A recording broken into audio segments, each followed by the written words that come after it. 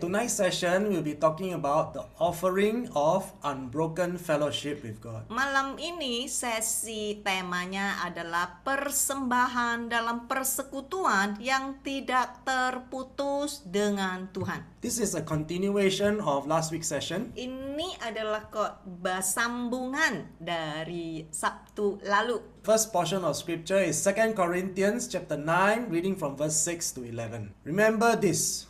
A farmer who plants only a few seeds will get a small crop, but the one who plants generously will get a generous crop.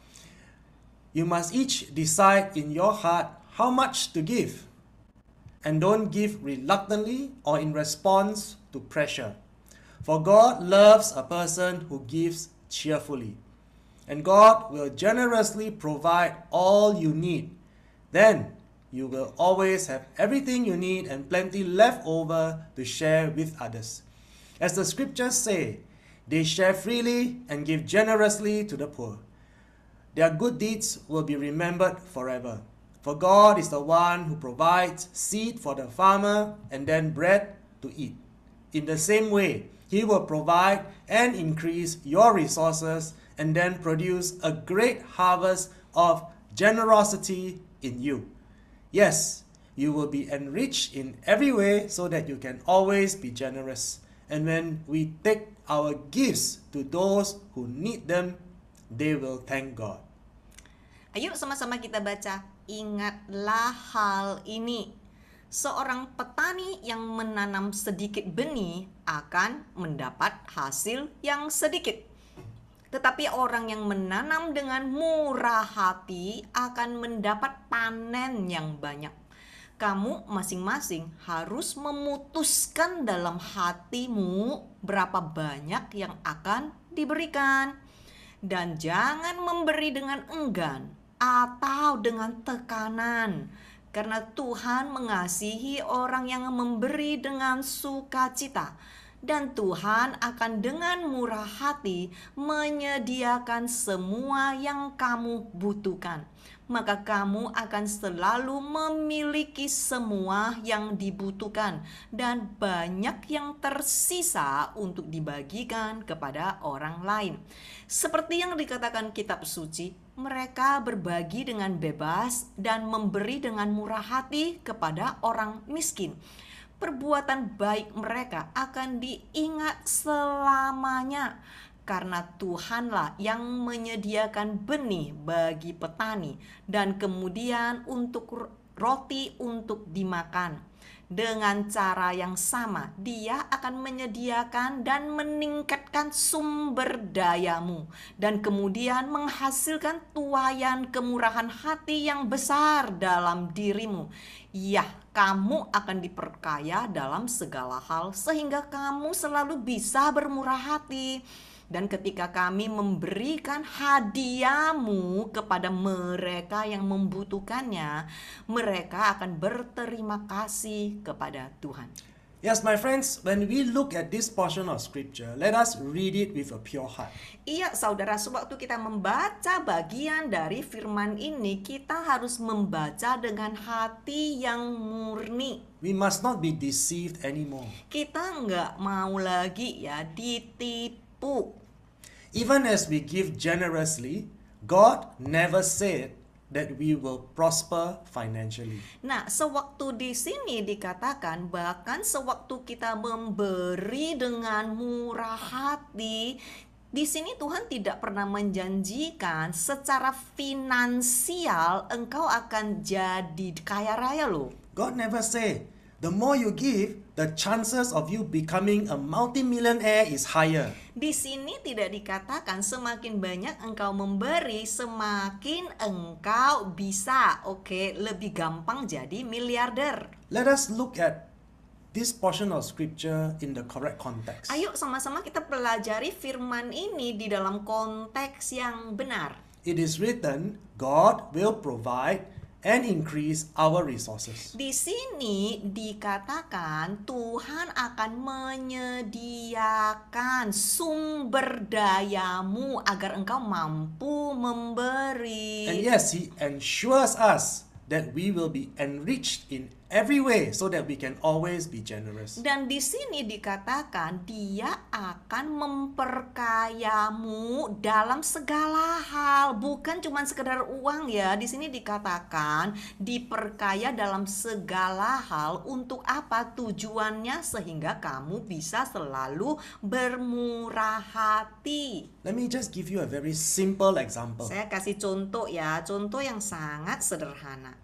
More than 18 years, we've been in the ministry feeding the poor and the needy. Lebih dari 18 tahun kita pelayanannya khusus untuk memberi kepada yang miskin dan yang berkebutuhan. We have helped many orphans, widows, fatherless, and transformed communities. Kita sudah menolong banyak sekali anak yatim piatu, janda, yang miskin, dan juga sudah banyak melakukan komunitas transformasi.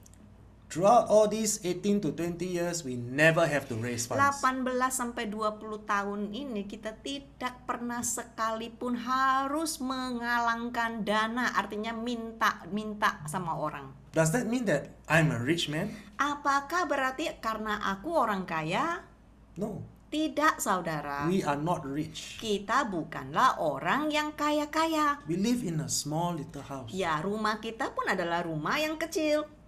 We don't have millions of dollars. Kita juga nggak ada ini miliaran dolar. But throughout the 18 to 20 years, Tetapi selama 18 tahun sampai 20 tahun ini, there's always more money in the missions account than in my account. selalu ini uang yang ada di rekening misi selalu lebih banyak daripada uang yang ada di kantongku. The missions account is never lacking. Ya, jadi rekening misi itu di dalamnya saudara 18 sampai 20 tahun nggak pernah kosong.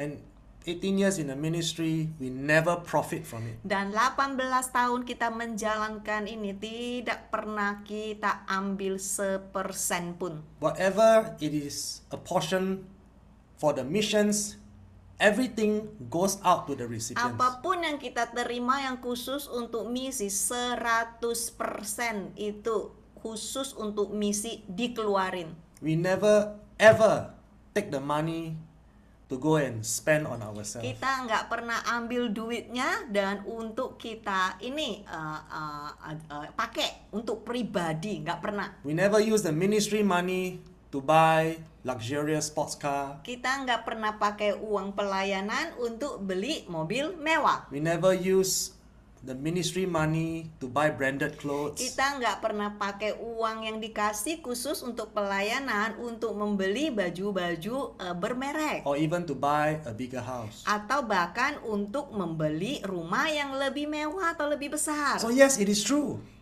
God provides. Iya saudara, ini buktinya Tuhan menyediakan. That is why we can feed so many. Oleh karena itu kita bisa menolong banyak sekali orang-orang. So many children, so many widows are banyak blessed. orang, begitu banyak anak-anak, begitu banyak janda-janda yang diberkati. But the promise is His resources will continue to overflow. Lihat saudara, janji Tuhan adalah Dia akan menyediakan dan bahkan meningkatkan sumber daya kita. What does that mean? Apa sih artinya? It means He does not need our money. Artinya Tuhan gak perlu loh duit kita. But He wants us to distribute. Tapi Dia mau kita menjadi orang yang keluarin, distribute. To release all the monies and the resources that we have collected to help the poor. Tuhan mau kita menjadi orang yang mengeluarkan ataupun menyediakan, jangan disimpan, oke? Agar kita bisa menjadi saluran untuk menolong orang lain. So that they will thank God. Agar sewaktu mereka menerimanya, mereka akan berterima kasih kepada Tuhan. So please, my friends, Jadi tolonglah saudara. please understand, we must not profit from ministry. Tolonglah saudara, jangan pernah cuan dari pelayanan. The proof is in the word. Ini loh buktinya loh. Juga jangan pernah simpan-simpan duit di pelayanan. So please do not continue to be deceived. Tolong lagi, jangan lagi menipu orang lain, menipu dirimu sendiri dan tertipu.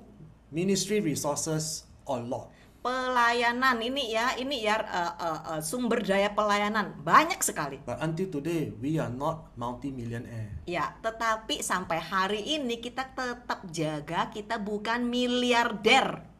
So I hope you can understand and it's very clear for all of Saya you. berharap saudara sudah mengerti karena ini udah sangat jelas ya saudara. Now let us turn to Leviticus chapter 5 verse 6 to 7. Ayo sama-sama kita baca Imamat pasal 5 ayat 6 sampai 7. Let us take a look at what God expects from us. Ayo sama-sama kita pelajari apa sih yang Tuhan mau dari diri kita. This is in Old Testament. Ini di perjanjian lama ya. So it is an Old Testament law. Jadi ini adalah hukum perjanjian lama. It's a different era. Ya, ini di era yang berbeda dengan kita hari ini, zaman now. But we need to study this to understand God's heart and His character. Tetapi kita harus pelajari yang satu ini agar kita bisa pelajari apa sih hati Tuhan, apa sih kehendak Tuhan. The Bible says, "Then you must bring to the Lord as the penalty for your sin a female from the flock, either a sheep or a goat. This is a sin offering with which the priest will purify you from your sin, making you right with the Lord. But if you cannot afford to bring a sheep, you may bring to the Lord 2 turtle doves or 2 young pigeons as the penalty for your sin. One of the birds will be for a sin offering and the other for a burnt offering." Imamat pasal 5 ayat 6 sampai 7. Maka sebagai hukuman atas dosamu, kamu harus membawa kepada Tuhan seekor betina dari kawanan, baik domba atau kambing. Ini adalah korban penghapus dosa yang dengannya imam akan menyucikanmu dari dosamu, membuat kamu benar di hadapan Tuhan. Tetapi jika kamu tidak mampu membawa seekor domba, kamu boleh membawa kepada Tuhan 2 ekor burung perkutut atau 2 anak burung merpati sebagai hukuman atas dosamu. Seekor burung untuk korban penghapus dosa dan yang lainnya untuk korban bakaran. So now we look at Leviticus chapter 5 verse 11. Ayo kita lanjut lebih dalam lagi Imamat pasal 5 ayat 11. If you cannot afford to bring 2 turtle doves or 2 young pigeons, you may bring 2 quarts of choice flour for your sin offering. And since it is an offering for sin, you must not moisten it with olive oil or put any frankincense on it. Ayo, jika kamu bahkan tidak mampu membawa 2 ekor perkutut atau 2 anak burung dara, ini ya udah nggak sanggup lagi ya, kamu boleh loh membawa 2 liter tepung pilihanmu untuk korban penghapus dosamu, karena itu adalah persembahan penghapus dosa. Kamu tidak boleh mengolesinya dengan minyak zaitun atau menaruh kemenyan di atasnya. So my friends, we all need to understand very clearly what is God's character. Saudara, kita harus mengerti ya karakter Tuhan itu seperti apa sih. Even in Old Testament, this is what God say. Bahkan ini hukum perjanjian lama loh. Tuhan berkata sedemikian loh. Now this is sin offering and it is very important. Nah, saudara harus ngerti ya, ini adalah korban penghapus dosa ya di zaman era itu ya. Artinya ini adalah suatu hal yang sangat penting.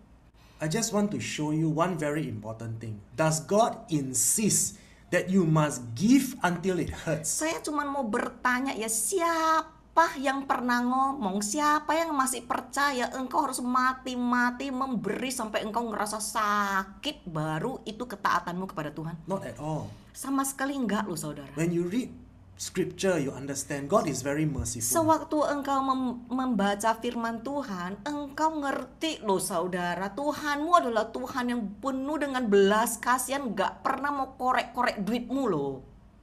Although the original sin offering requires a sheep or a goat. Walaupun korban penghapus dosa sebetulnya harus ada darah, harus ada binatang ya, mau itu domba atau kambing. But God never insists. Tetapi Tuhan berkata kalau memang kamu nggak sanggup. He says, if you cannot afford, Katanya kalau memang kamu beneran nggak sanggup, you bring 2 turtle doves. nggak apa, boleh bawa 2 burung perkutut. And if you still cannot afford 2 turtle doves, Dan bahkan jikalau burung dara, burung perkutut itu juga engkau tidak mampu, then just bring 2 quarts of flour. enggak apa-apa, Tuhan ngerti. Tuhan berkata cukup 2 liter tepung. So this is according to scripture, we have proven again. Ini sesuai dengan firman Tuhan loh saudara, sudah terbukti. God never says give until it hurts. Tuhan nggak pernah ngotot engkau harus beri sampai engkau ini ya, ini penuh dengan tantangan, oke sampai sakit-sakitan, enggak. Only a greedy con man will tell you to give until it hurts. Nah, jikalau kamu itu serakah, kamu akan ngajar seperti ini. Atau orang yang serakah akan ngajarinmu, engkau harus memberi sampai kesakitan. So if you still want to follow the greedy con man and the scam artist, you carry on. Jadi kalau kamu masih mau percaya sama yang menipumu, ya silakan saudara. I choose to follow the word of God. Aku memilih untuk ikutin firman Tuhan yang mutlak. 1 John chapter 2 verse 1 to 2. 1 Yohanes pasal 2 ayat 1 sampai 2. Now this is in today's context. Nah ini ya, kalau tadi kan di era itu kan, sekarang kita bawa di era sekarang, di zaman now. My little children, believers, dear ones, I'm writing you these things so that you will not sin and violate God's law. And if anyone sins, you have an advocate who will intercede for us with the Father, Jesus Christ the righteous, the upright, the just one, who conforms to the Father's will in every way, purpose, thought, and action. And he, that same Jesus, is the propitiation for our sins, the atoning sacrifice that holds back the wrath of God that would otherwise be directed at us because of our sinful nature, our worldliness, our lifestyle, and not for ours alone, but also for the sins of all believers throughout the whole world. 1 Yohanes pasal 2 ayat 1 sampai 2. Anak-anakku, orang-orang percaya, orang-orang terkasih, aku menulis hal-hal ini kepadamu agar kamu tidak berbuat dosa dan melanggar hukum Tuhan. Dan jika seseorang berdosa, kita memiliki pembela yang akan menjadi perantara bagi kita dengan Bapa, Yesus Kristus yang saleh, jujur, adil, yang sesuai dengan kehendak Bapa dalam segala hal, tujuan, pemikiran, dan tindakan. Dan Yesus yang sama itu adalah perdamaian bagi dosa-dosa kita, korban perdamaian yang menahan murka Tuhan yang seharusnya diarahkan kepada kita karena sifat berdosa kita, keduniawian kita, gaya hidup kita, dan bukan untuk dosa kita saja tetapi juga untuk dosa semua orang percaya di seluruh dunia.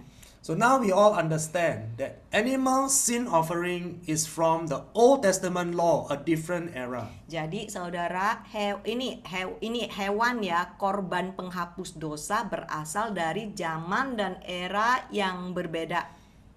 In today's context, in present times, there is no longer a need for us to offer up animal sacrifice because Jesus is the propitiation for our sins. Di zaman now tidak perlu lagi kita mempersembahkan korban hewan ya, karena Yesus adalah perdamaian bagi dosa kita. None of us are perfect. Tidak ada di antara kita pun yang sempurna. And that is the reason why Jesus have to continue to atone on our behalf. Itulah alasannya kenapa Yesus perlu menebus dosa bagi kita. But can we say everything is done at the cross? Tetapi bolehkah kita berkata semuanya sudah digenapi di kayu salib? There's nothing I need to do. Aku tidak perlu lagi melakukan apa-apa.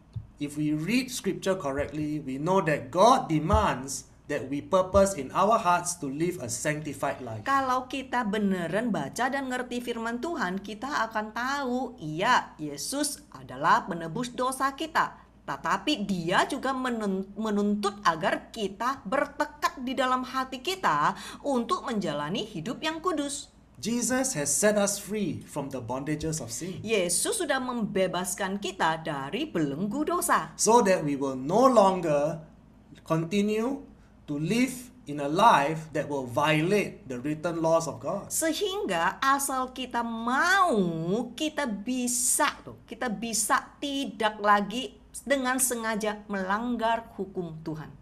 And so, we cannot continue in habitual sin and in constant rebellion. Oleh karena itu kita tidak bisa lagi hidup sesuka-suka kita dengan kebiasaan dosa dan pemberontakan yang terus-menerus. So again in Romans chapter 6 verse 10 to 13, for the death that he died to sin, ending its power and paying the sinner's debt once and for all. And the life that he lives to glorify God in unbroken fellowship with him. Even so, consider yourselves to be dead to sin and your relationship to it broken, but alive to God in unbroken fellowship with him in Christ Jesus. Therefore, do not let sin reign in your mortal body so that you obey its lusts and passions.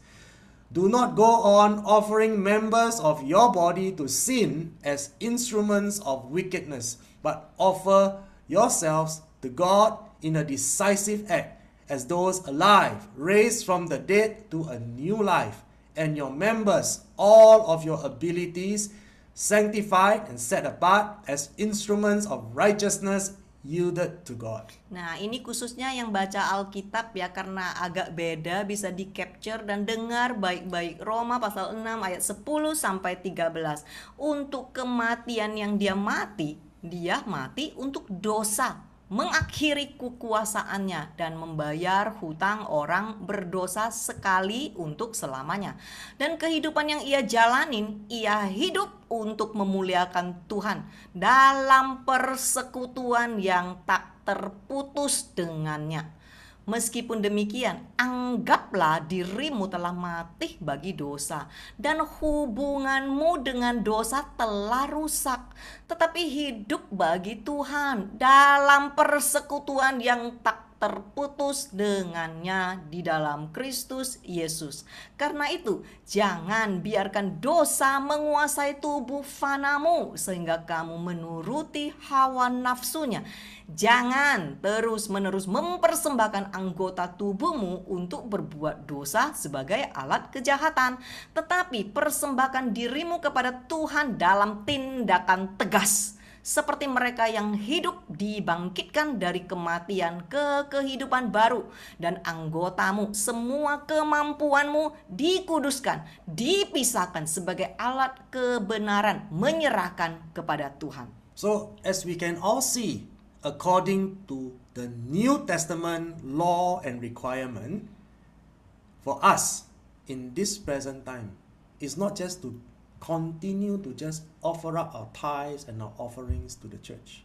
Jadi saudara bisa melihat ya, ada tuntutan loh dari Tuhan kepada kita di zaman sekarang ini. Bukan cuma sekedar memberi perpuluhan atau persembahan kita kepada gereja udah kelar.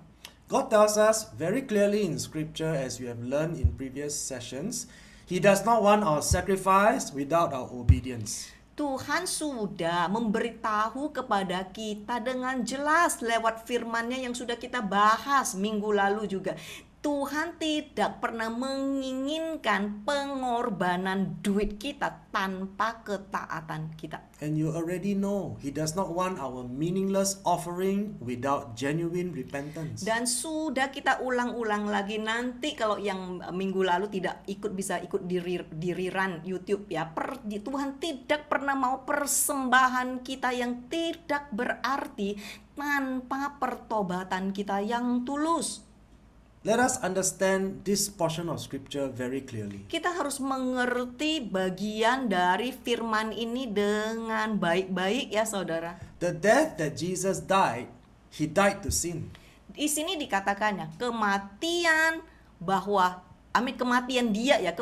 Yesus, dia mati untuk dosa. And this is what is written in scripture. Ini yang tertulis di Alkitab. When he died to sin, ending his power and paying the sinner's debt once and for all. Sewaktu dia mati untuk dosa. Dia loh mengakhiri kuasanya dan membayar hutang orang berdosa untuk selamanya. So this is the two important points on the death and sacrifice of Christ our Savior. Jadi dari sini kita bisa pelajari 2 poin penting tentang kematian dan pengorbanan Kristus penyelamat kita. So if you understand scripture, you will know that we have no excuse to live in sin. Jadi jikalau saudara benar-benar ngerti firman ini, saudara harus sadar tidak lagi punya banyak alasan hidup seenaknya dalam dosa. Many people will say, it is so difficult. Banyak sekali orang akan berkata, wah susah banget, masa begitu? How can anyone not sin? Gimana orang bisa berdosa? Mana mungkin? This is what Jesus said. Tapi Yesus berkata sedemikian. I have ended the power of sin in your life. Aku sudah mengakhiri kuasa dosa di dalam kehidupanmu. So, what is it that you don't understand? Ya, kayak begini masih tidak mengerti saudara? Sin has no more power over us. Dosa itu sebetulnya tidak bisa lagi menang atas kamu jikalau kamu mau. Because Jesus died on the cross for our Sebab sins. Yesus sudah mati di kayu salib, sudah mengakhiri kuasa dosa. That is why sin has no more power over us Makanya di now. sini dikatakan dosa tidak lagi mampu menang atasmu atau menguasaimu jikalau engkau memilih dengan tegas tidak mau. So why do people sin? Nah, masalahnya kenapa orang masih terus berdosa? People sin because they want to sin. Nah, karena memang keinginan mereka adalah memuaskan kedagingan mereka sendiri dan memilih untuk berdosa. Pilihan saudara. Because they just want to indulge in their sinful lust. Sebab mereka begitu suka memanjakan hawa nafsu mereka sendiri. When they are feeling angry, they lose their temper. Sewaktu mereka tersinggung, merasa marah, ya mereka ya marah aja. When they feel sexually aroused, they either watch pornography or they practice free sex. Sewaktu mereka tergoda hawa nafsu, ya mereka langsung praktekkan seks bebas ataupun nonton pornografi, memanjakan keinginan sendiri. So where's the self-control? Jadi di mana penguasaan diri? People sin because they want to sin. Orang mau berdosa nggak dipaksa loh, karena mereka memang memilih dengan tegas mau. Because they prefer the darkness and they willfully reject the light and the salvation that Christ provides for us. Karena mereka lebih menyukai kegelapan dan dengan sengaja menolak terang dan keselamatan yang disediakan Kristus bagi kita semua. So, if we say we love Jesus, we must obey His commands and Jadi, His jikalau precepts. kita berkata kita mengasihi Yesus, kita harus taat kepada perintah dan ajarannya. So, we have to consider ourselves dead to sin and our relationship with God unbroken. Jadi anggaplah diri kita mati bagi dosa agar hubungan kita dengannya tidak rusak. We must live in unbroken fellowship with Him, meaning we must stop sinning. Kita harus hidup di dalam persekutuan yang tidak terputus dengan Kristus. Artinya kita harus berhenti, memilih dengan tegas untuk berhenti berdosa. And like Christ, we must conform to the Father's will in every way, in purpose, thought, and action. Dan sama seperti Kristus, kita harus juga menyesuaikan diri kita dengan kehendak Bapa dalam segala hal, baik dalam tujuan, pemikiran, ataupun tindakan kita. And of course, the only way to have unbroken fellowship with God is to practice Romans 12:1 and 2. Ya, tentu juga untuk tidak terputus berhubungan dengan Kristus, kita harus mempraktekkan Roma pasal 12 ayat 1 sampai 2. We must be daily offering up ourselves as a living sacrifice. Yaitu setiap hari mempersembahkan diri kita sebagai persembahan yang hidup. Our minds and our hearts must be renewed and Pemikiran transformed. kita dan hati kita harus diperbaharui, berubah. We constantly have to reject sin. Dan terus menerus menolak dosa. So now let us take a look at what is the preferred tithe and offering that Ayo. is pleasing to God. Sama-sama kita bahas lebih dalam lagi, apa sih persepuluhan ataupun persembahan yang berkenan kepada Tuhan, yang benar-benar harus diutamakan. Proverbs chapter 3 verse 3 to 4. Let not mercy and kindness, shutting out all hatred and selfishness, and truth, shutting out all deliberate hypocrisy or falsehood, forsake you.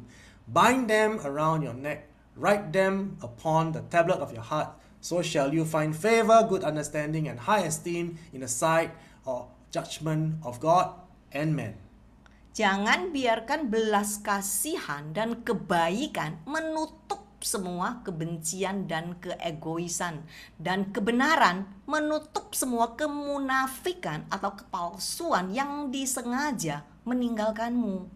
Ikatlah di lehermu, tuliskanlah di loh hatimu, agar kamu akan menemukan kemurahan, pemahaman yang baik, dan penghargaan tinggi dalam pandangan atau penilaian dari Tuhan dan juga dari manusia.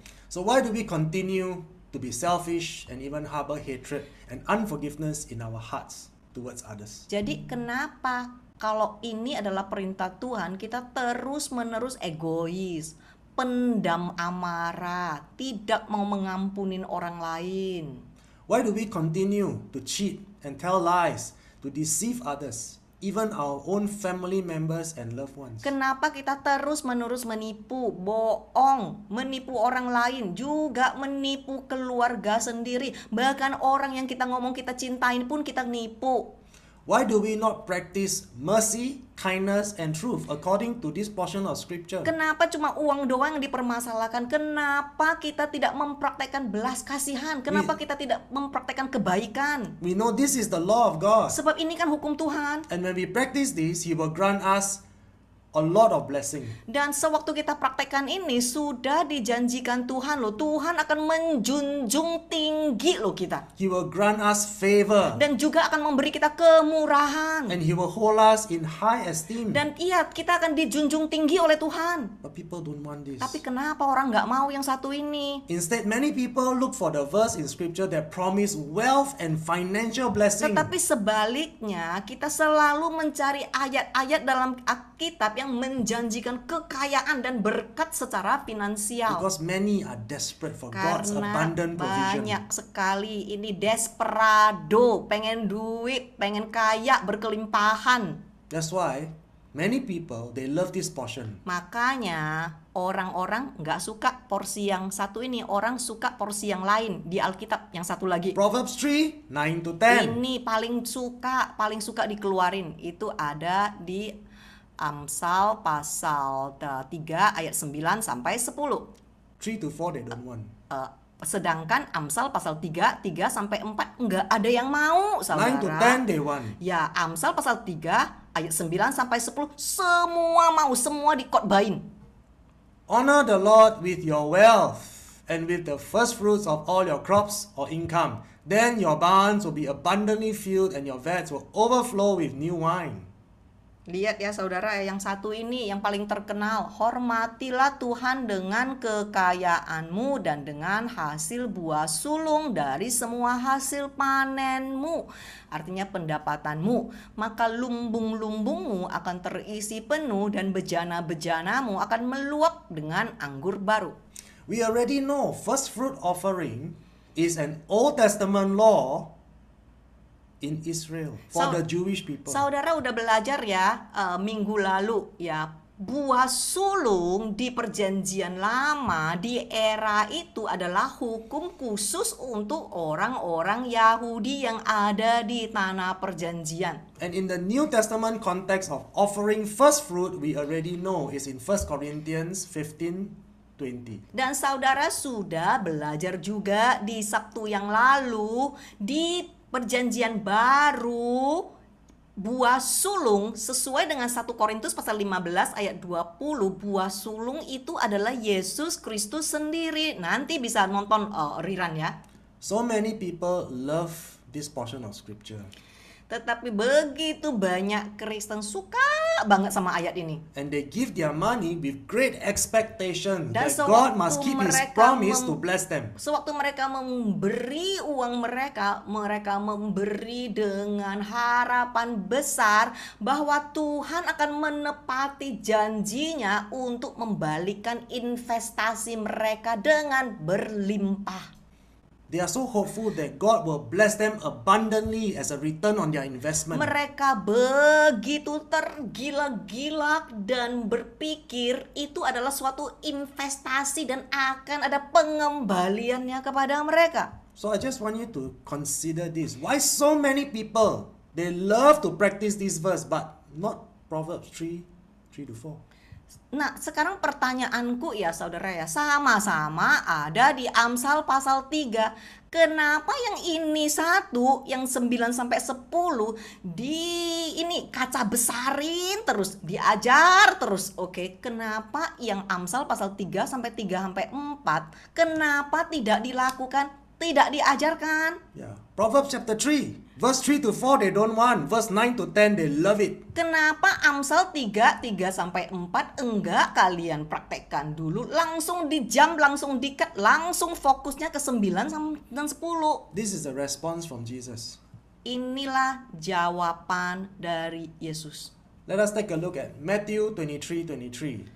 Ayo sama-sama kita lihat Matius 23:23. Woe to you, self-righteous scribes and Pharisees, hypocrites, for you give a tithe of your mint and dill and cumin, focusing on minor matters, and have neglected the weightier, more important moral and spiritual provisions of the law, justice and mercy and faithfulness.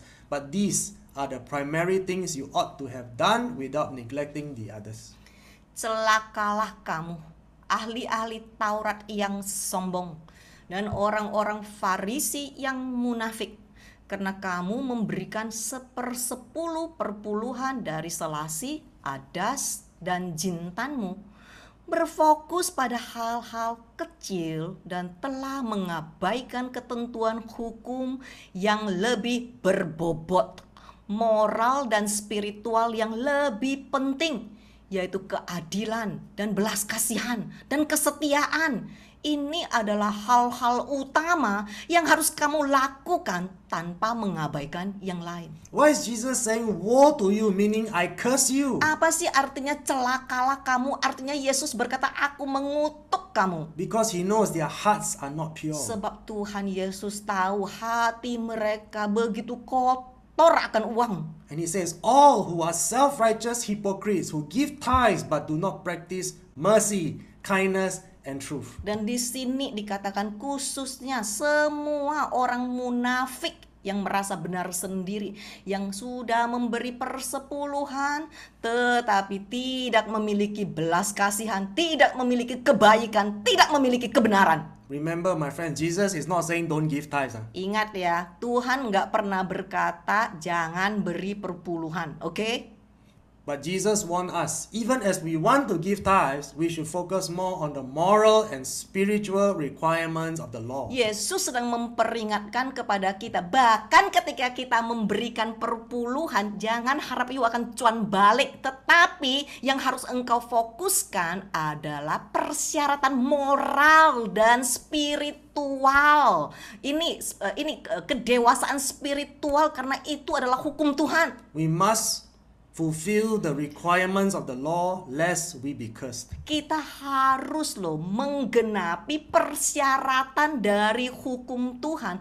Jangan sampai kita dikutuk. If you don't give first fruits, in today's context, you won't be cursed. Dengar baik-baik, jikalau engkau tidak memberi buah sulung di konteks sekarang, engkau tidak akan dikutuk. So make no mistake, my friends, Jangan more salah important lagi, is saudara. Proverbs chapter 3 verse 3-4. Yang paling penting, yang lebih penting, engkau praktekkan Amsal pasal 3 ayat 3 sampai 4. Now let's take a look at Malachi chapter 3 verse 10-12. Ayo sama-sama kita bahas lebih dalam lagi Malaki pasal 3 ayat 10 sampai 11. Bring all the tithes, the tenth into the storehouse, so that there may be food in my house, and test me now in this, says the Lord of hosts, if I will not open for you the windows of heaven and pour out for you so great a blessing until there is no more room to receive it. Then I will rebuke the devourer, the insects, the plague, for your sake, and he will not destroy the fruits of the ground. Nor will your vine in the field drop its grapes before harvest, says the Lord of hosts. All nations shall call you happy and blessed, for you shall be a land of delight, says the Lord of hosts. Bawalah semua persepuluhan ke dalam rumah perbendaharaan, agar ada makanan di rumahku. Dan ujilah aku sekarang dalam hal ini, kata Tuhan semesta alam. Jika aku tidak mau bukakan untukmu tingkap-tingkap langit dan curahkan untukmu yang begitu besar berkat sampai tidak ada lagi ruang untuk menerimanya, maka aku akan menghardik pemakan serangga wabah demimu. Dan itu tidak akan menghancurkan hasil tanahmu, dan tanaman anggurmu di ladang tidak akan dirusaki sebelum panen. Firman Tuhan semesta alam, maka segala bangsa-bangsa akan memanggilmu bahagia dan diberkati, karena kamu akan menjadi tanah yang berkenan, kata Tuhan semesta alam. Saudara yang baca Alkitab ini tolong di capture, ada sedikit perbedaan. So my friends, please be very careful. Saudara, baca baik-baik dan berhati-hatilah sewaktu engkau baca. Do not just take a portion of scripture like this one and start to declare wealth and prosperity. Jangan cuman sekedar mengutip, mencari kata-kata besar yang engkau mau dan meniadakan kata-kata yang engkau tidak mau, dan engkau mendeklarasikan. Disitulah terjadi mulai teologi kemakmuran. Because we have to understand the context of this scripture. Saudara, tolong ya, engkau harus mengerti ini firman lagi ngomong apa sih, konteksnya seperti apa sih. This is not for you to proclaim and declare to become rich. Ini bukan ayat yang bisa saudara seenaknya ambil untuk dideklarasikan agar saudara menjadi kaya. This portion of scripture is for the Jewish people. Saudara ngerti nggak? Coba baca hati-hati ya. Bagian dari firman ini khusus untuk orang-orang Yahudi. So we already know tithe and offering and even first fruit is an Old Testament law. Ya, jadi kita sudah tahu ya, persepuluhan dan persembahan bahkan buah sulung adalah hukum perjanjian lama. This is how the Jewish people pay their taxes to God in support of the Levites and ministries in that era. Ini caranya di mana orang Yahudi seperti membayar pajak mereka kepada Tuhan, dan uangnya mendukung orang Lewi atau pelayanan di zaman itu. So now as we begin to understand or comprehend the context of his word, does the blessing in Malachi 3:10-12 apply to everyone? Saudara baca baik-baik ya. Sekarang saatnya saudara buka mata besar-besar dan memahami konteks firman ini. Apakah berkat dalam Malaki pasal 3 ayat 10-12 ini berlaku untuk semua orang? Buka matamu baik-baik ya. Obviously the answer is no. Nah, dengar saudara, jawabannya tidak.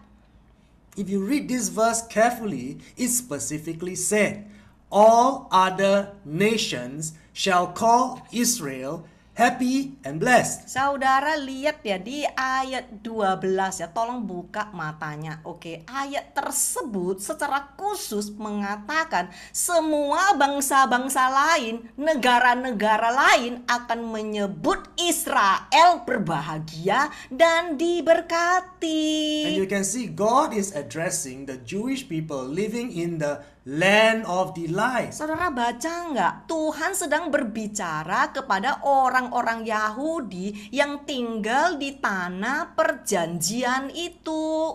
Is Singapore called the land of delight? Bukan Singapura. Is the USA called the land of delight? Bukan Amerika Serikat. Is Indonesia called the land of delight in the Bible? Apakah Singapura, Amerika Serikat, Indonesia dikatakan disebut tanah perjanjian? Tidak. So you see, my friends, Saudara lihatlah. Christians can be so desperate Kristen ya begitu serakah dan desperado, semua diputar-putar. and they take the verses in the Bible out of context and declare it as their belief. Mereka begitu suka sembarangan comot-comot ayat, setelah itu dideklarasikan, pokoknya yang bisa cuan langsung dicomot. So how far do we want to go to stretch the word of God out of context to support our error and to feed our greed? Seberapa jauh kita mau memelintir firman Tuhan di luar konteksnya cuman untuk mendukung error dan kegilaan dan keserakahan kita. So please, my dear brothers and sisters, please come back to the Saudara, truth. tolong kembalilah kepada kebenaran.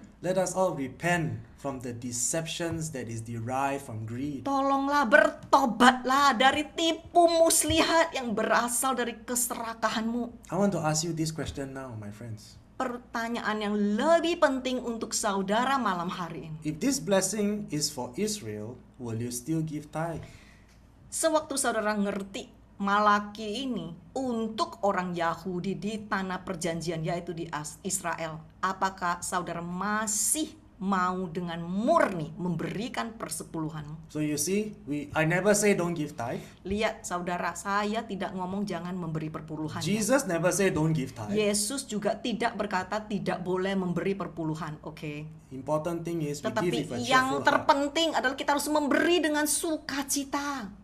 Don't give out of greed. Jangan memberi karena keserakahan. Also, here, the storehouse does not refer to the church in particular. Juga saudara, rumah perbendaharaan ini tidak mengacu pada gereja secara khusus. It refers to that collection point. Ini mengacu pada titik kumpulan. It is like a channel or a platform, so to Seperti speak, satu saluran atau satu dana perkumpulan, platform. where people in Israel, they can bring to the storehouse, to that platform, Di mana orang-orang Israel itu bisa membawa ke dalam satu ini perkumpulan, ini rumah perbendaharaan. and God says, so that there will be food in my house. Tujuannya untuk apa? Tuhan berkata sehingga supaya akan ada makanan di rumahku. It refers to providing food to the poor and attending to the needs of the orphans, the fatherless, and the widows living in the community. Tujuannya untuk apa? Bukan untuk memperkaya seseorang atau organisasi, tetapi untuk menyediakan makanan kepada orang-orang miskin, memperhatikan kebutuhan anak yatim dan janda yang tinggal di masyarakat itu. So, please be very clear. Tolonglah saudara, ngertilah yang satu This ini. portion of scripture does not relate to a religious building or charitable organizations that are hogging the money originally intended for the poor. Saudara lihat, ini ayat ini tidak mengacu, ini pemberian ini tidak pernah mengacu pada bangunan ibadah ataupun Kristen organisasi yang kerjaannya suka memonopoli uang yang ini disimpan semua untuk memperkaya diri, untuk biar merasa aman, nyaman, gede, oke? Yang sebetulnya awalnya semua uang ini ditujukan untuk menolong orang miskin. You see all these religious organizations, they got millions of dollars. Tetapi sekarang organisasi Kristen semua simpan miliaran dolar. And they all dressed in branded clothes. Dan untuk digunakan untuk kesenangan pribadi dari kepala sampai kaki, barang bermerek. You see the leader have so much money. Begitu banyak uang para pemimpin. Where the money comes from, we don't Uangnya know. datang dari mana? Saudara mikir dong sendiri. But they fly first class. Tetapi kalau terbang harus first class. They have so many properties, Begitu banyak properti. luxury sports car, Nah, mobilnya mewah-mewah. expensive watches. Ya, jamnya juga mewah-mewah. So you consider this. Cobalah mikir sendiri saudara. What is bringing the supply and the resources into the storehouse of God means. Apa sih artinya membawa uang masuk ke dalam rumah perbendaharaan Tuhan? Apa sih maksudnya? It is intended for the poor. Itu ditujukan untuk orang miskin, biar di tanah itu nggak ada yang miskin. Not for religious leaders to use it for their luxury and their Bukan pleasure. untuk pemimpin agama untuk diambil dan memakai masuk di kantong untuk kenikmatan dan hedon mereka sendiri. And we can confirm this in Proverbs 28:27. Ayo sama-sama kita konfirmasi lagi di Amsal pasal 28 ayat 27. Here we see God never say give to the church. Lihat saudara, Tuhan tidak pernah berkata berilah kepada organisasi ataupun gereja. God says, whoever gives to the poor will lack nothing, but those who close their eyes to poverty will be cursed. Siapapun yang memberi kepada orang miskin tidak akan kekurangan apapun. Tetapi orang yang menutup mata terhadap kemiskinan akan dikutuk.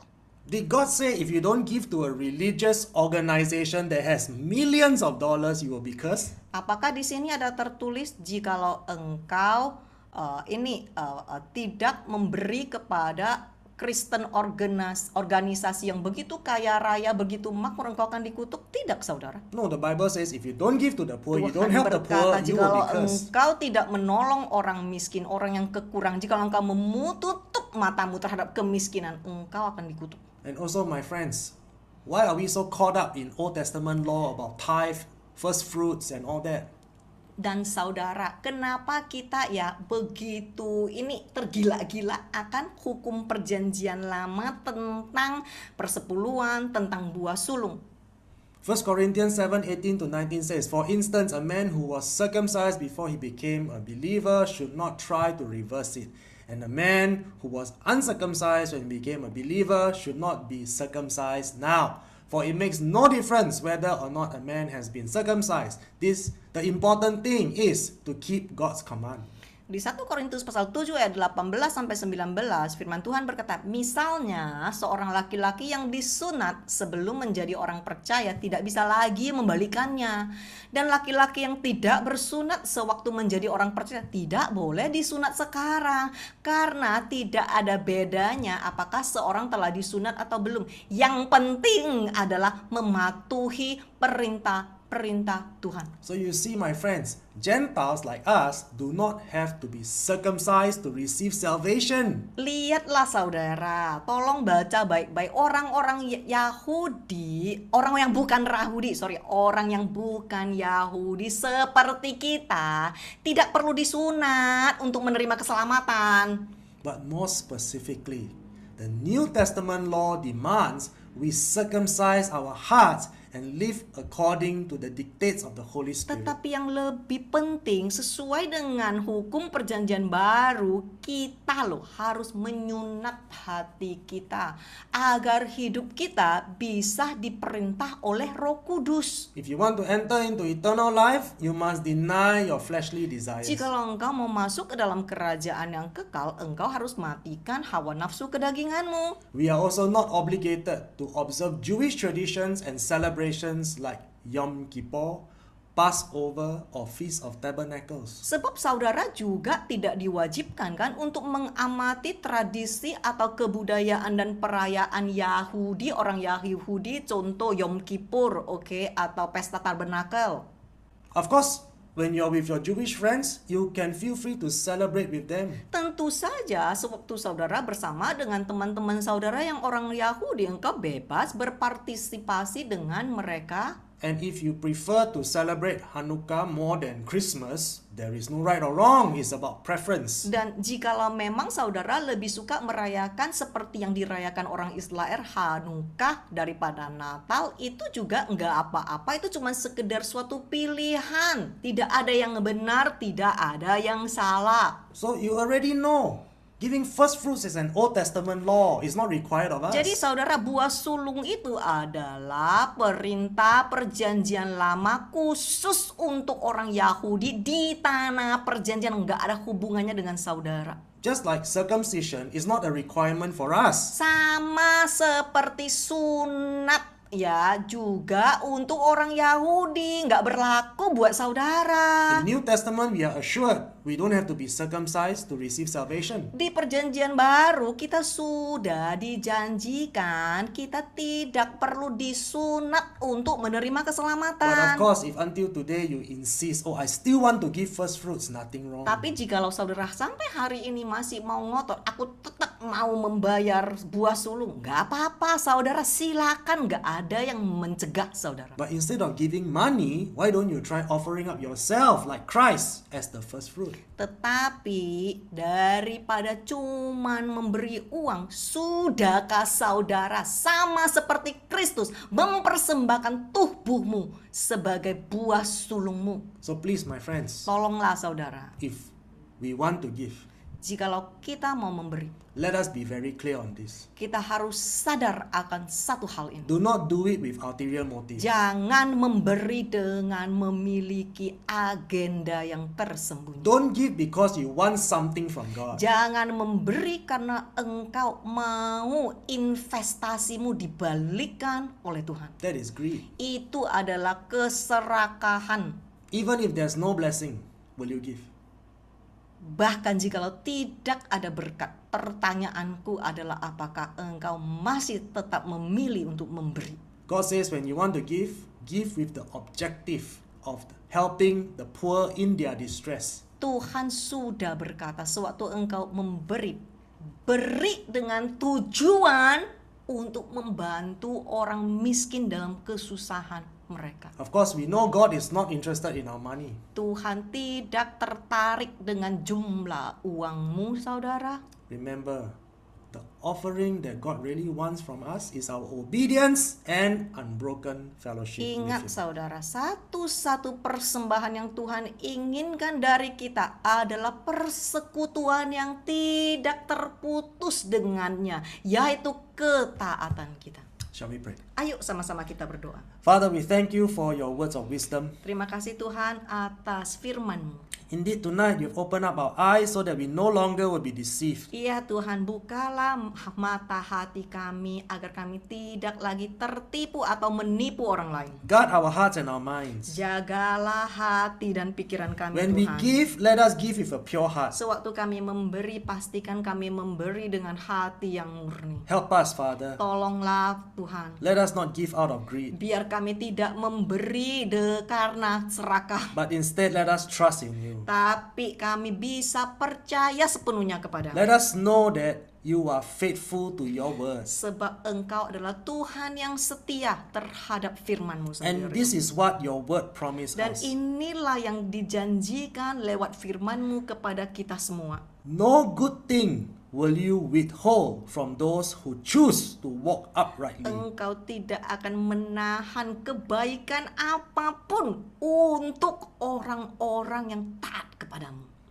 So those who choose to obey your word, Jadi orang-orang yang taat kepadamu so Tuhan, those who choose to walk in holiness, orang-orang yang memilih untuk hidup benar Tuhan, they shall be blessed. mereka pasti akan diberkatin Tuhan. Thank you, Father, Terima kasih as we Tuhan. purpose in our hearts Kami mau mengambil keputusan tegas to Tuhan obey your word untuk taat kepada and firman to walk in dan holiness. untuk hidup benar di hadapan-Mu. Bless us, Berkatinlah setiap yang ada di provide sini. for us financially. Sediakan bagi setiap kami, ya Tuhan. In Jesus' name we pray. Dan di dalam nama Tuhan Yesus, sama-sama yang percaya kami katakan, Amen. amin, amin. Terima kasih Pastor Jason dan Pastor Judith untuk khotbahnya yang sangat jelas dan memberkati. Thank you, Pastor Judith and Pastor Jason, for giving such a clear and blessed sermon. Ya, hari ini kita akan membahas dua pertanyaan yang belum sempat dijawab minggu lalu. Today we will cover two questions that was not able to be answered last week. Oke, pertanyaan pertama. Seperti begini, saya pernah mendengar bahwa perpuluhan itu tidak harus dipersembahkan ke rumah Tuhan atau untuk kaum Lewi. Perpuluhan bisa berbentuk pemberian ke fakir miskin dan janda atau orang yang membutuhkan. Apakah benar ajaran itu? This is our first question. I've heard that tithes do not have to be offered to the house of God or to the Levites, and tithing can be in the form of giving to the poor and widows or people in need. Is this teaching true? Okay, that's a very good question. Ini adalah suatu pertanyaan yang sangat baik. As we have already learned according to scripture, Ya, kita sudah belajar ya sesuai dengan firman Tuhan. God did not say if you don't give to the religious organizations, you will be cursed. Tuhan tidak pernah berkata jika engkau tidak memberi kepada gereja atau Kristen organisasi engkau akan dikutuk. But if you ignore the poor, Tetapi jikalau engkau mengabaikan orang miskin, you refuse to show compassion engkau menolak untuk menaruh belas kasihan. because there's no return. Sebab sewaktu engkau memberi kepada orang miskin kan mereka tidak akan membalikannya kepadamu. Then God say you will be cursed. Dan Tuhan berkata engkau akan dikutuk. This is what is written very clearly in scripture. Ini sudah jelas-jelas dipaparkan di firman Tuhan. So all of us have a decision to make. Jadi setiap kita harus punya memilih dengan tegas. When we give with a cheerful heart, this is what it means. Sewaktu kita memberi dengan sukacita, inilah maksudnya. We don't call it tithe anymore. Kita udah nggak peduli 10% atau persepuluhan lagi. We call it a free will offering. Kita menyebutkan ini sesuai dengan hati nuranimu, belas kasihanmu. That's why God says give with a cheerful Makanya heart. Tuhan berkata memberi dengan sukacita.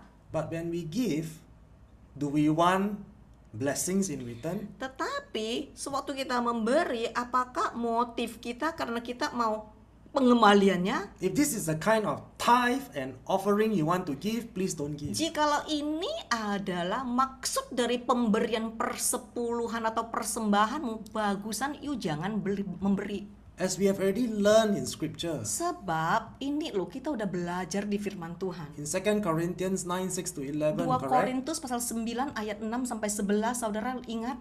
When we give, our purpose is to make sure we help them in their distress. Sewaktu kita memberi, di sini dikatakan pastikan tujuan dari memberi agar orang-orang miskin terlepas dari belenggu dan kesusahan mereka. And throughout all these years that we have been giving to the poor and the needy, it is not that we become rich. Dan puluhan tahun sewaktu kita memberi kepada orang-orang miskin, kita nggak jadi tiba-tiba jadi kaya raya loh. God says, yes, I will increase your resources. Tuhan berkata, aku akan menambahkan, memampukanmu, oke, meningkatkan hasilmu. That will produce a great harvest of generosity in you. Ya, aku juga akan meningkatkan rasa belas kasihan di dalam hatimu. So that you will always be generous. Agar kamu akan terus-menerus dengan bermurah hati, akan terus memberi. When you give these gifts to the poor, Dan sewaktu engkau memberi kepada yang miskin ini, because they need them, sebab mereka sangat membutuhkannya, and they will thank God. mereka akan mengucap terima kasih kepada Tuhan. That is called giving with a cheerful heart. Inilah namanya memberi dengan sukacita. I want to add something ya. Saya juga akan menambahkan ya sedikit ya. Maybe Faye, you can translate for me. Faye, can you translate for me in English? Can, ha? Oke. Saya rasa Sabtu yang lalu kita juga sudah belajar yang satu ini. I think last Saturday we have already learned this. Ingat, sewaktu kita memberi, kita tidak memberi dengan buta. Remember that when we give, we do not give blindly. Bahkan sewaktu kita memberi kepada orang miskin, kita juga tidak memberi dengan buta. And also when we give to the poor, we must also not give blindly. Sebab jikalau engkau memberi dengan buta, engkau akan mengajarkan orang itu malas terus. Because when you give to the poor blindly, then you will teach the poor that they can be lazy. Sebab jikalau engkau memberi terus tanpa tujuan, engkau akan mengajarkan mereka melihat engkau adalah Tuhan. Jadi engkaulah Tuhan mereka, bukan lagi Yesus Tuhan mereka. Because when you give with a motive, then they will see that you are God, as opposed to seeing God. Pastikan sewaktu engkau mau memberi kepada orang miskin, engkau tidak mengajarkan mereka bermalas. Thus, when we give to the poor, we do not want to teach them that they can be lazy. Jadi sewaktu engkau memberi kepada orang miskin, pastikan engkau punya kemampuan untuk mengarahkan mereka ke kebenaran. Thus, when giving to the poor, please have a heart so that they have a willingness to pursue righteousness. Jadi artinya sewaktu engkau memberi, engkau juga harus melatih mereka agar mereka bertumbuh menjadi dewasa secara rohani dan akhirnya mereka bisa masuk ke kerajaan surga. Ini yang terpenting bagi Tuhan untuk kesejahteraan mereka. So you make sure when you give to the poor, you have the capacity to teach them, to train them to grow spiritual maturity so they become a useful person, godly person, and at the end they inherit the kingdom of God, because that is the most important things in the sight of God. Okay? Saya berharap jawaban ini sudah sangat-sangat lengkap. I hope that this answer has been very clear for you. Ya, terima kasih Pastor Jason dan Pastor Judith buat jawaban yang sangat-sangat lengkap dan jelas. Thank you very much, Pastor Judith and Pastor Jason, for giving such a clear and complete answer. Oke, kita akan langsung ke pertanyaan berikutnya. Okay, now we will go on to the next question. Pertanyaan berikutnya, misalnya, bagaimana yang harus kita lakukan seperti yang tertulis di Roma pasal 12 ayat 1. Seringkali kita mengerti apa yang dikatakan Alkitab, tetapi tidak terlalu tahu bagaimana mempraktekkannya. Okay, now the next question is, for example, how should we do as a scripture of Romans 12, verse 1? Oftentimes we understand and we see this in the Bible, but oftentimes it's not very clear on how to practice this. Okay, it's a very interesting question Ya, ini adalah pertanyaan yang sangat menarik. because why I say interesting? Kenapa saya berkata sangat menarik? Because although many people know this verse, Sebab banyak sekali yang tahu firman ini, not many Christians want to practice it. tetapi sedikit Kristen yang mau They mempraktekkannya. always say it's too difficult. Mereka selalu mencari alasan, wah ini susah But banget. they fail to realize one thing, Tetapi mereka gagal memahami satu hal. that this is the minimum requirement. Ini loh persyaratan yang sangat sederhana. If you say you want to offer first fruit, Jikalau engkau berkata engkau mau memberi buah sulung, that is your first fruit. itulah buah sulungmu yang benar-benaran buah sulung ini. Because we already know. Sebab setiap kita udah tahu. 1 Corinthians 15:20, Jesus became the first fruit offering. 1 Korintus 15 20. 20 ya, Yesus sendiri menjadi buah sulung. So he gave himself to God. Dia memberikan dirinya keseluruhannya kepada Tuhan. In his thoughts, in his actions. Gimana dia berpikir, apapun yang ada di dalam hatinya dan tindakannya semua diberikan kepada Everything Yesus. about him is pleasing to God. Segala sesuatu yang ada di dalam dirinya berkenan kepada Tuhan. So many of us struggle. Nah, banyak sekali kita ini udah bergumul kalau sampai sini. I guess the best way is to understand scripture before we can practice it. Nah, yang terpenting ya adalah begini, saudara, kalau kita nggak ngerti firman Tuhan, gimana kita bisa mempraktekkannya? Makanya umat Tuhan binasa karena tidak mengenal Tuhan. Before we can practice Romans 12:1, we must practice Psalms 139 verse 23 to 24. Sebelum saudara bisa berhasil mempraktekkan Roma pasal 12 ayat 1 sampai 2, mungkin ya saudara bisa mencoba mempraktekkan dulu Mazmur pasal 139 ayat 23 sampai 24. The Bible says, "Search me, O God, and know my heart. Try me and know my anxieties." Firman Tuhan berkata, selidikilah aku ya Tuhan, dan kenallah hatiku.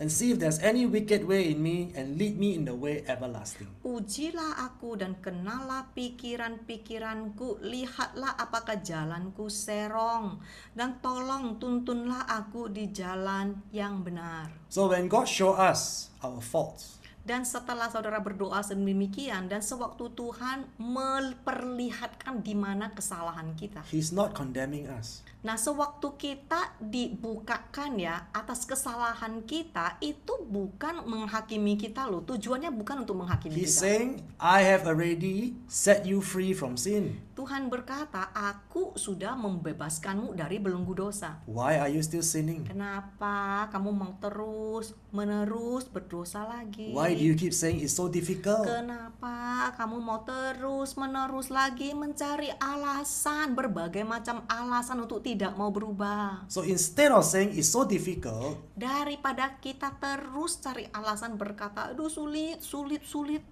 we say, God, search my heart. Kenapa kita tidak berubah dan berkata, Tuhan selidikilah aku. Show me where I am wrong. Tolonglah, perlihatkanlah kepadaku di mana aku serong. So that I can be convicted to repent. Agar aku bisa diinsyafkan untuk mau berubah. Only after that, then we can come before God and say, Lord, I offer up myself as a living sacrifice, holy, acceptable, and pleasing to you. Setelah udah beres di situ, baru saudara bisa mempersembahkan tubuhmu sebagai korban hidup, kudus, dipisahkan dan dikhususkan untuk tujuan Tuhan. So now you understand, if you do not reject your flesh and you do not reject sin, Jadi- how can you practice Romans Jadi 12:1? saudara, jikalau kita tidak pernah mau menolak kefasikan daging ini, jikalau kita tidak mau menolak melakukan hal-hal yang tidak benar, gimana bisa mempraktekkan Roma 12 ayat 1 sampai 2? So all my dear brothers and sisters out there, Saudara-saudariku yang terkasih, I want to encourage you. saya mau menguatkanmu.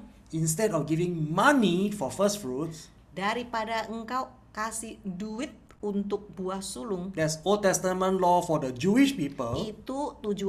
itu khusus untuk orang Yahudi di perjanjian lama di tanah perjanjian. Why don't you offer up yourself as a living sacrifice, as the first fruit like Christ? Kenapa engkau tidak mempersembahkan hidupmu sebagai korban hidup sama seperti Kristus? Itulah buah sulungmu.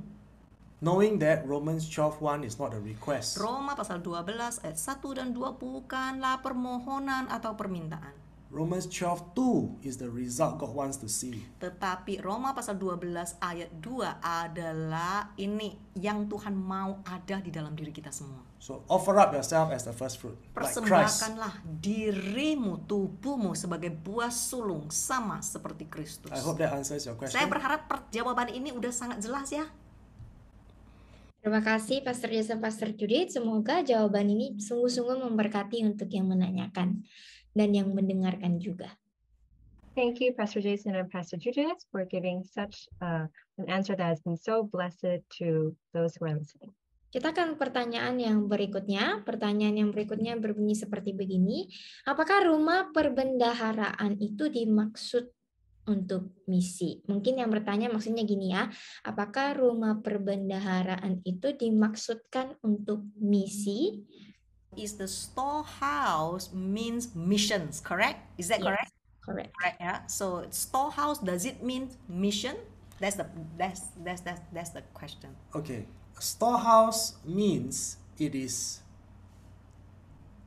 a platform that is used to channel food, money, whatever resources needed by the poor.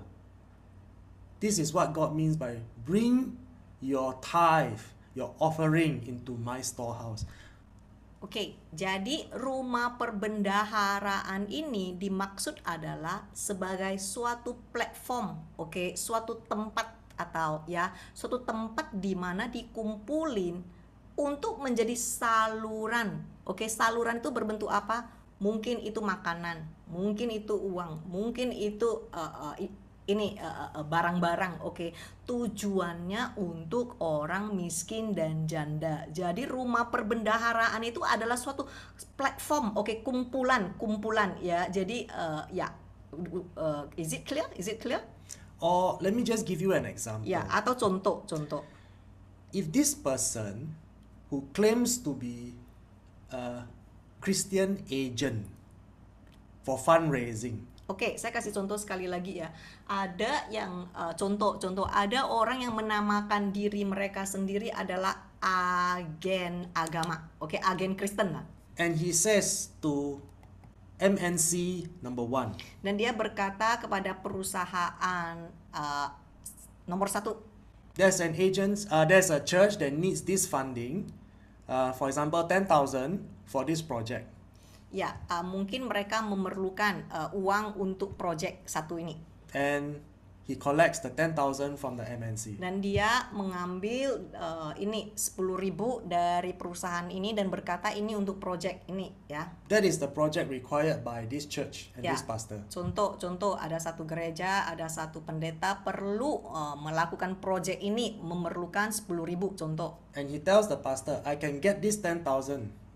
I've met with the MNC boss and he said yes. Dan si agen Kristen ini akan berkata kepada pendeta ini atau gereja ini, oke, aku sudah ketemu perusahaan ini, aku bisa ini ambil donasi 10.000 untuk kamu untuk menjalankan proyek ini. And he says to the pastor, because I'm an agent, I have 10% commission. Dan dia juga berkata kepada gereja ini, karena aku kan agenmu, jadi aku harus ada komisi, dan komisiku itu sekitar 10% ya. So the pastor agreed. Ya, pastor ini setuju karena kan dia butuh dana, ini butuh komisi. And then he goes to 5 other Jadi yang di agen MNC. ini pergi ke 5 perusahaan. and collects 10,000 from each. Nah, setiap proyek dipaparkan di sini ambil 10.000, 10.000, 10.000, 5 jadi 10.000 kali 5 total 50.000. So in total he collected 50,000. Nah, itu total dia memiliki 50.000. He give to the pastor how much? Dia 9,000. memberi kepada yang memerlukan 10.000 ini 10.000. Give to the pastor 9,000 and the other 41,000 he put in the pocket. Dan dikurangin 1.000 karena 10% milik dia. Jadi total dia ambil 41.000 dan dikasih ke pelayanan itu cuma 9.000. So is he the storehouse? Kayak begitu namanya perbendaharaan, rumah perbendaharaan? Obviously not. Tentu saja tidak, saudara. The church is the storehouse. Ya, itu kalau di dalam konteks ini, itu gereja itulah But perbendaharaan. does that mean every church is the storehouse? Tetapi apakah setiap gereja adalah perbendaharaan? The one that genuinely distributes to the poor is the storehouse. Yang mana rumah perbendaharaan? Yang benar-benar nggak kumpulin duit, disimpan, dikunci, nggak dikeluarin, oke? Yang benar-benar keluarin itu duit orang kasih untuk benar-benar dikasih ke orang miskin, janda-janda dan yang membutuhkan dan menolong orang lain, itu rumah perbendaharaan. I hope now you understand what the storehouse means. Jadi saya berharap udah ngerti sekali rumah perbendaharaan itu seperti apa. Terima kasih Pastor Jason dan Pastor Judith untuk pengertian rumah perbendaharaan yang jelas. Thank you, Pastor Jason and Pastor Judith, for sharing a very clear answer on what the storehouse is referring to. Ya, untuk ke pertanyaan yang berikutnya. 1 Korintus pasal 7 ayat 18 sampai 19. Apakah ayat ini memiliki arti yang sama dengan dibaptis? First, What? What's the Right. question? So the next question is for 1 Corinthians 7, verse 18 to 19, can it have the same meaning as being baptized? Okay, this does not refer to baptism. Oke, ini tidak berlaku untuk baptism ya, untuk orang yang ini dibaptis ya. This context refers to if you were circumcised before you receive Christ, do not undo it. Nah, ini sedang berkata jikalau engkau itu sudah disunat, oke? Setelah itu engkau menjadi orang percaya, engkau tidak bisa balik lagi menjadi orang yang belum disunat. And if you are not circumcised and you receive Christ, you do not need to go and circumcise yourself. Dan jikalau engkau belum disunat, terus engkau menjadi orang percaya, engkau juga tidak perlu disunat lagi. So this has got nothing to do with baptism. Ini nggak ada hubungannya dengan dibaptis ya. It's only got to do with circumcision. Ini hubungannya sunat. ngomong tentang sunat buat orang Yahudi. But of course, we know what is more important is our hearts must be circumcised. Tetapi yang terpenting jangan lupa saudara-saudari, ini loh hati ini yang harus disunat, sunat rohani. It is called a spiritual circumcision. Ya, sunat rohani. So that we will die to sin. Agar kita matikan hawa nafsu kedagingan kita. Yeah, I hope that answers the question. Ya, semoga ini sudah menjawab pertanyaannya. Ya, terima kasih Pastor Jason dan Pastor Judith. Kita akan langsung ke pertanyaan berikutnya. Thank you, Pastor Jason and Pastor Judith. We will move on to the next question. Malam Pastor Jason dan Pastor Judith, bagaimana kita harus bersikap terhadap orang yang kita tolong, namun mereka malah memanfaatkan kita, meminta terus-menerus sehingga merepotkan. Contoh, sepupu saya menolong keluarga 2 kakaknya, tetapi mereka malah menyusahkan adiknya. Sudah diusahakan diberi modal untuk usaha untuk kedua kakaknya, tetapi malah habis untuk mendandani motor suaminya. The next question is, good evening, Pastor Jason and Pastor Judith. How can we behave towards the people that we help, even when they make use of us, continually asking to the point where it's troublesome? For example, my cousin helps her 2 sisters in the family, but they end up burdening the little sister, who has already worked so hard to give capital to the 2 sisters for their businesses, but they end up spending it for decorating the husband's motorcycle, and thus being irresponsible. Can I answer this? Okay, Faye, can you translate me please? Okay, so makanya sudah diulang lagi. That's why it has been repeated over and over and over again. Dari Sabtu lalu sampai hari ini masih tetap diulangin lagi. From last Saturday until today, we still are repeating it again. Sewaktu engkau memberi, Tuhan berkata, memberi dengan tujuan. When you give, sometimes we give with an objective. When you give, you make sure you give with a purpose, okay? Ya, artinya apa sih memberi dengan tujuan? Jangan sekedar memberi sampai orang itu jadi malas-malasan. Jangan sekedar memberi sampai orang itu jadi abuse you. So when we give, do not give that would allow the person to be lazy. And when we give, do not give that would allow the person to abuse you. Sewaktu engkau memberi, engkau pastikan engkau mempunyai tujuan berikutnya, yaitu engkau bisa membangkitkan mereka secara rohani, karena itu tujuan yang lebih penting. When we give with a purpose to be able to help them mature spiritually. That would be Ya, saya kasih contoh ya. Oke, sewaktu kita memberi makan kepada anak-anak yatim, kita tidak berhenti di cuman sekedar memberi makan. Oke, when we give to the orphans, when we give to the poor, we will not stop at just giving them food. Do you know why? Tahu saudara kenapa? Because if you just give food, high chance you will train them to be lazy. They just want hands up. Sebab sewaktu saudara memberi tanpa melakukan hal-hal yang lain, engkau akan mendidik orang lain menjadi malas yang suka minta-minta. So how do we give? Jadi gimana cara kita memberi? Kita selalu memberi dengan 3 arahan. Okay? We will always give 3 folds. Okay? First is food. Okay? Yang pertama adalah makanan. Kenapa? Kalau orang lapar, nggak bisa mikir, okay? Why food is so important? Because when you are hungry, you cannot think, so you can forget about everything. Nothing that you talk bisa masuk, okay? Ya, okay. Jadi food is very important. A hungry person, nothing gets in. Orang yang lapar, apapun you ngomong nggak akan masuk, okay? Itu yang pertama. But after you give them food, what do you give them? You give them education, okay? Pendidikan yang harus engkau berikan. Kenapa?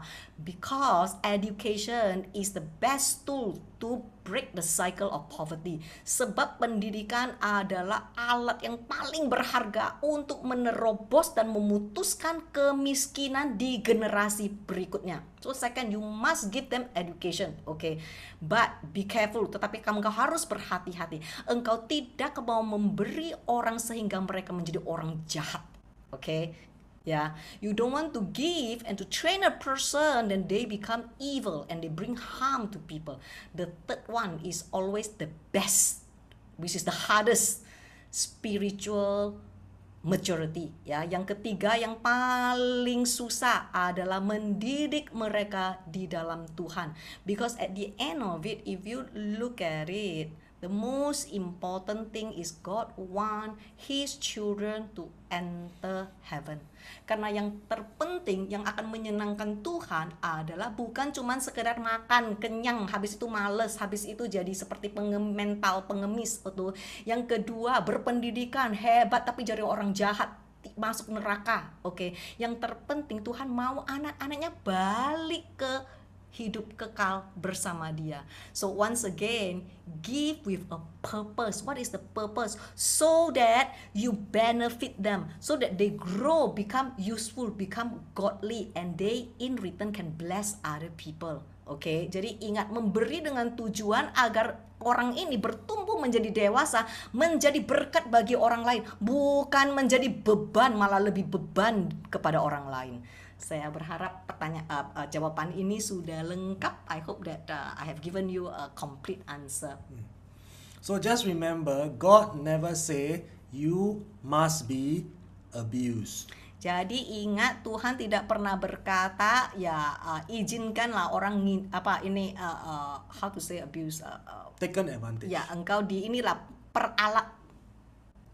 Be wise. Ya, engkau juga harus memberi dengan hikmat. If you know people are making use of you, Jikalau engkau tahu orang sedang mempergunakanmu, be wise. ya engkau harus berhikmat lah. Stop giving. Ya, berhenti. Give to the poor. Berikan kepada orang yang benar-benar membutuhkan, dan pastikan engkau punya kemampuan untuk menjaga mereka, mendidik mereka agar mereka bangkit secara rohani. And even though you know you're giving to an organization where the money is kept and not given to the poor, don't give. Dan bahkan jikalau engkau memberi kepada organisasi yang jelas-jelas engkau tahu mereka cuma tahu ngumpulin, gak pernah menolong orang miskin, tolong jangan memberi. Ya, terima kasih Pastor buat jawaban yang sangat komplit, lengkap, dan jelas. Thank you, Pastor Jason, for giving a response that is so complete and clear. Oke, kita akan ke pertanyaan yang terakhir karena waktu. Jadi kita akan ke pertanyaan yang terakhir. Last one, still got many. Okay. Now we will move on to the next question. It will be our last one due to the time constraint. Halo Pastor, saya telah memberikan sumbangan kepada sebuah organisasi sosial di Thailand yang membantu menyediakan pemakaman dan kremasi yang layak bagi para tunawisma dan orang miskin. Namun organisasi sosial ini bekerja sama dengan asosiasi yang bukan Kristen. Beberapa teman mengatakan kepada saya bahwa apa yang saya lakukan itu tidak benar dengan mendukung organisasi sosial ini karena saya sekarang adalah seorang Kristen. Tolong bantu saya untuk memahami jika saya melakukan kesalahan di sini. Hello, Pastor. I have been making donations to a non-governmental organization, an NGO, at Thailand that helps to provide a proper funeral and cremation to the homeless and poor. This NGO, however, is associated to a non-Christian association. Some friends are telling me it is incorrect to support this NGO since I myself am a Christian now. Please help me to understand if I made a mistake here. Okay, I cannot go so far to say that you have made a mistake. Aku tidak bisa berkata saudara membuat kesalahan, ya. Because giving is a free will offering. Karena saudara memberi dengan sukarela, ya. I cannot say that you give to a non-Christian you are wrong. Saya juga nggak bisa berkata kalau saudara memberi kepada orang yang bukan Kristen artinya saudara salah. But for us, we do not give to NGO. Tetapi buat saya tidak memberi kepada ini NGO ya, NGO ya. We have worked with NGOs before. Kita sudah banyak sekali dulu ya, kita sudah pernah bekerja sama dengan NGO. They ask for a certain amount to save, like for example, 70 people. Ya, mereka ya minta satu angka untuk menolong 70 orang. So this amount will provide rice and medical help for these 70 people. Jadi intinya mereka minta untuk memberi makanan, obat-obatan, sembako kepada 70 orang. And these people are from these few churches. Dan orang-orang ini adalah orang-orang Kristen dan juga bergereja di beberapa gereja. And after we've given them the funds, Dan we ask for setelah- photos and contacts. Dan setelah kita memberi sebagai satu akuntabilitas, kita akan minta foto dan kita juga akan minta konteks untuk audit ya. 1 month later, Sebulan kemudian, one photo. satu foto cuman Girl received medical help. satu perempuan menerima pertolongan medis.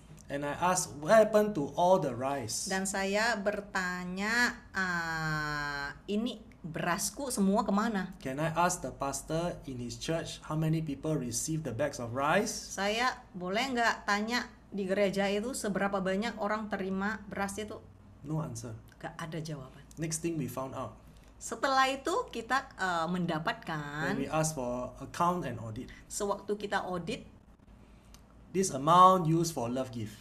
rupanya uang yang kita berikan itu dipakai untuk persembahan kasih. Love gift to who not stated. Persembahan kasih untuk siapa? Tidak tertulis namanya. A large amount used for salaries. Nah, bagian yang sangat besar untuk gaji. Another large amount used for laptop. Ini jumlah yang besar juga untuk beli laptop. A lot of transportation claims. Banyak sekali klaim transportasi. And this is what they told us. Dan ini yang mereka katakan kepada kita. 6 months we haven't collected salary. 6 bulan aku belum gajian. So a lot used for all our salaries. Makanya ini yang kamu berikan itu semua untuk gajiku. And we needed a laptop. Dan kita juga perlu laptop. So I think they got 2 laptops. Jadi mereka beli 2 laptop. And a lot of them say that they have no money for transport. Dan mereka juga berkata, ini aku perlu transportasi, aku nggak punya duit. Yeah, so they travel a lot but don't know where they go. Ya, jadi pergi ke sana, pergi ke sini, tapi nggak jelas pergi untuk tujuan apa. They didn't buy the rice. Dan nggak ada untuk beli beras. They didn't buy the medication. Juga cuman satu untuk obat, yang lain semua nggak dapat. So you see, my friends, Lihatlah saudara. a lot of times we have to go through challenges and difficulties. Ya, banyak sekali kita melihat tantangan ya. Our heart may be pure, Hati kita mungkin murni loh. but our mind must be clear as well. Tapi ini ya, harus punya hikmat juga. You know that there are so many who are believers in the body of Christ. They are suffering. Ya, kita tahu ya, banyak sekali orang-orang yang percaya, mereka ini loh masih menderita loh. You have to make the proper decisions. Kita harus membuat keputusan yang berhikmat. I cannot say not giving to a Christian is wrong, Saya nggak bisa berkata kepadamu karena itu uangmu tidak memberi kepada Kristen adalah suatu but kesalahan. we have to be very careful and choose wisely who we help. Tetapi engkau harus berhikmat dan memilih dengan benar. Masih banyak orang Kristen yang menderita. And you have to make sure the monies that you put in are not used for salaries and laptops. Dan pastikan uang yang kamu masukin bukan untuk laptop dan gaji. I hope that Atau answers your persembahan question. kasih per orang itu. Oke, ya saya berharap jawaban sini sudah lengkap. Ya, terima kasih Pastor Jason dan Pastor Judis untuk jawaban yang sangat memberkati dan mungkin sangat menolong bagi kita semua di sini yang juga mungkin memiliki pergumulan yang sama dalam hal memberi. Thank you, Pastor Jason and Pastor Judith, for giving an answer that is such a blessing for us and can be helpful for all of us and who might be having questions about giving. Oke, terima kasih untuk yang sudah bertanya dan kami juga meminta maaf untuk pertanyaan yang belum dijawab karena waktu. thank you all who have submitted questions, and sorry that we aren't able to answer all the questions due to time constraint.